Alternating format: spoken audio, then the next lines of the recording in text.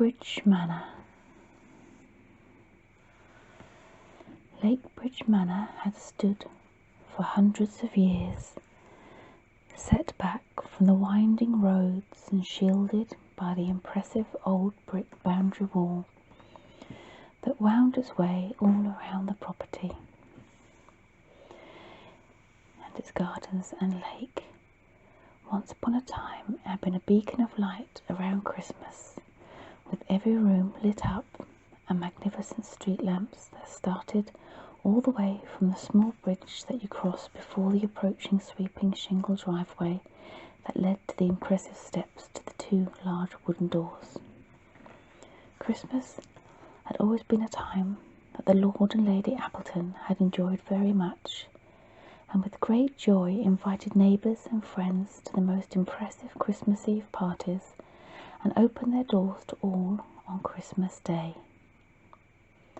Large and small Christmas trees from Norway would arrive by the dozen and adorn every room, with the most spectacular being saved for the grand entrance hall at the bottom of the staircase, to be in awe and admired upon first arrival, and centre stage as guests and visitors and friends sung Christmas carols around on Christmas Eve. The most beautiful of wreaths would dress the two wooden front entrance doors, and candles danced and flickered in every room. Holly and mistletoe were placed across the fireplace mantels. Ornate oil paintings and delicious aromas from the kitchen and pantry of roast turkey and mince pies cooking filled every room. In the main drawing room and study, real wood fires would burn heartily through the December month, with the sound of the logs crackling entwined with the finest of Christmas music from the old gramophone or the elegant piano that Mr. Appleton had so loved to play for his wife and guests. Lady Appleton had three loves. First was her husband, who she had been introduced to when just 19 one Christmas Eve, and 1 year later married at the age of 20. He had been her first love and only love, and they both lived devoted to each other for years to come.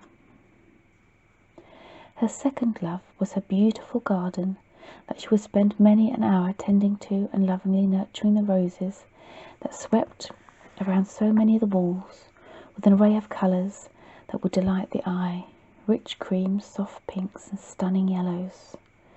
Her third love had been writing. She had loved the way that with a simple sweep of a little ink another world could open up, thoughts and feelings could be shared, and many evenings had been enjoyed by Lady Appleton writing and Lord Appleton playing softly to her, charming pieces that he had penned to entertain on his much-loved piano. Elizabeth listened with great interest, as she always had, as her grandfather sat in an old armchair and recalled the story of Lord and Lady Appleton, as he did every Christmas as a tradition as they sat together on Christmas Eve next to their beautifully decorated Christmas tree, the warm log burner glowing, and 2 large mugs of hot chocolate in the old, quaint caretaker's cottage that she lived with her parents in, that sat nestled a few minutes from Lakebridge Manor, the other side of the bridge. As she took a sip of her hot chocolate and curled her legs up onto the sofa under a cushion, she pressed her grandfather to continue. Lady Appleton caught the eye of Lord Appleton from the first moment he had seen her come in on Christmas Eve at the manor, and although the Christmas tree that stood there then was wonderful and lit up the room, as she glided gently into the hall from the wooden doors, her beauty outshone everything around her. Elegant and tall, with the most beautiful red dress, and her hair neatly tied back with curls that sat on her delicate shoulders, took his breath away. Still young himself then, it took him a month to pluck up the courage to invite her back to Lakebridge Manor. She had accepted without any hesitation, and gleefully met him one Sunday afternoon for afternoon tea. And as soon as they met, it was like they had known each other their entire lives. They talked plentifully and walked around the gardens that she immediately admired greatly, and to this day, if you walk over the bridge right in the middle, you will find their initials scratched into the stone, for this is where, after 6 months of courting, he proposed on one knee, and she accepted wholeheartedly. They marked the occasion by making their engravings, and each threw over the bridge into the stream a small twig, which entitled both to make a wish. Elizabeth knew the story well, as she had heard it many times, but wanted her grandfather to continue, and to help him along, she jumped off the sofa and took off the Christmas tree 2 chocolates that hung together, and hastily sat back down, passing one to her grandfather, and urged him to continue. When Lord and Lady Appleton dashed together to the other side of the bridge to watch their twigs flow down the stream towards the lake, Lady Appleton couldn't help herself sharing what she had wished so fondly for, and that was that they met at Christmas, and that they should marry that very Christmas coming too.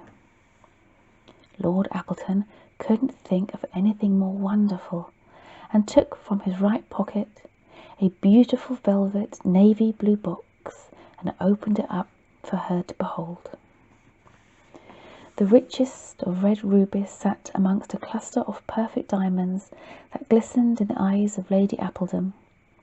He had chosen the red ruby as it reminded him of the very first time he had seen her in the breathtaking red dress that Christmas Eve at Lakebridge Manor.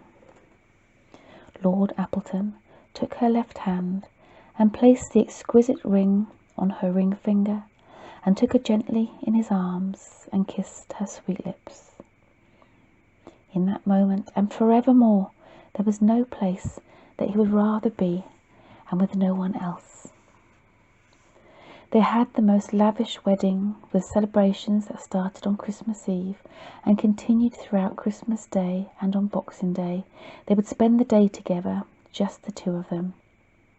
They enjoyed many years at the manor, and upon the death of Lord Appleton's father, his mother had died when he was very young, he took full title, and the two enjoyed many years of married life together, opening their doors every year at Christmas to celebrate not only the season of goodwill, but the love that they had with each other, and that they so gladly wanted to share.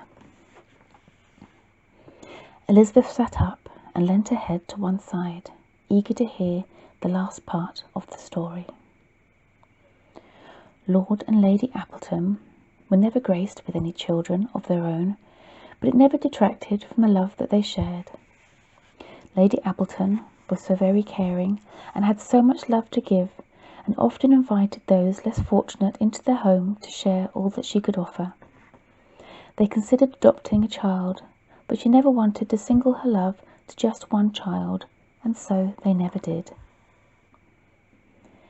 Many decades passed by, and in the time Lord and Lady Appleton lived the most blissful life in each other's company, helping where they could, raising monies for the needy, and threw the most wonderfully lavish magical Christmas for all to share, until one Christmas, on Boxing Day, when everything changed. The passing of Lady Appleton so suddenly was something that Lord Appleton could never accept or overcome, and most of his heart died with her on that cold Boxing Day, and the rest withered away in the years that followed. On that fateful Boxing Day they had spent the most wonderful afternoon together. The snow had been falling steadily for a few days, and settled in the grounds of Lakebridge Manor. Flurries covered the prize rose bushes, water in their ornate bird baths had frosted over, and they had enjoyed a splendid walk around the stunningly beautiful frozen lake. But her love for everything would be what took her way.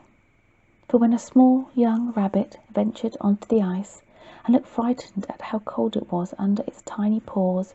She dashed over before Lord Appleton could stop her, to try and usher the helpless rabbit off the ice.